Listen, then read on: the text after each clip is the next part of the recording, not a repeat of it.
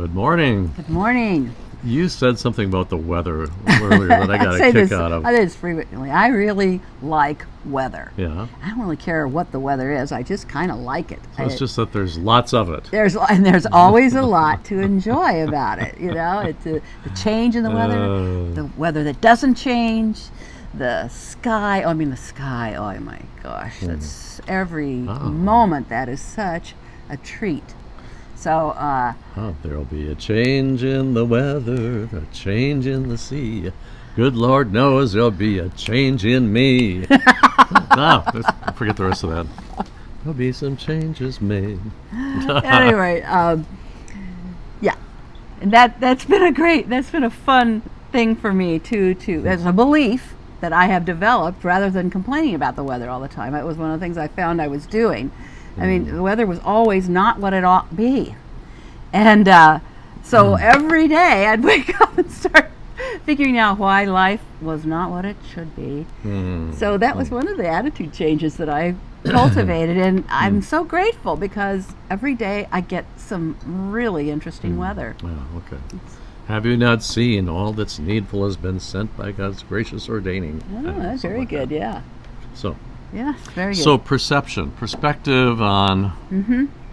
Well, we were going to talk today a little bit about what is, something about how our perception of the world and the universe is usually, a little bit too narrow. So, for example, and as Christians, I think we, our kind of challenge or goal or whatever is to see things more from God's perspective. Yeah. But one example of this, Eckhart Tolle uses it in his book, A New Earth, is how we see the sunrise and sunset.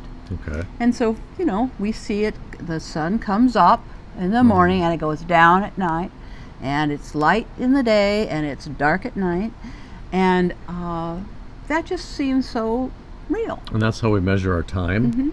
And so all that. This is, from our perspective on the surface of the earth, that's exactly what's going on. But if you changed your perspective and went out into space, like that movie, that series on what called Away. That was on really Mars. good. I highly recommend the team that one. on Mars, awesome. Yeah, Whoa. it was really good. Yeah.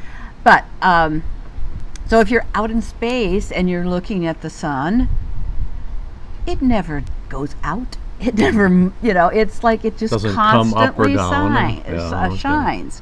So it's a whole different perspective, and actually a little more accurate perspective. But to be able to know that how the truth that we see is so dependent on what our perspective is. Yeah. So the idea is to expand our perspective a bit. Then.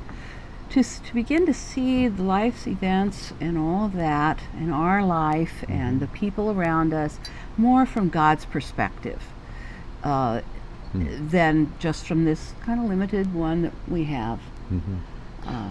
So that's kind of it. So like the Beatitudes start talking about in Matthew 5 in the Sermon on the Mount. Blessed are those who are hungry for righteousness, you will be filled. The expansion of you're blessed to have this perspective that you have, but now it'll lead you into a broader one. The kingdom of heaven, broader perspective. Yeah. And that, our purpose here is to be salt and light. Okay, we'll get to that. How about tomorrow? Let's go ahead and because we're on the verge of another concept we'd like another consciousness breakthrough here. Here's hoping, at least.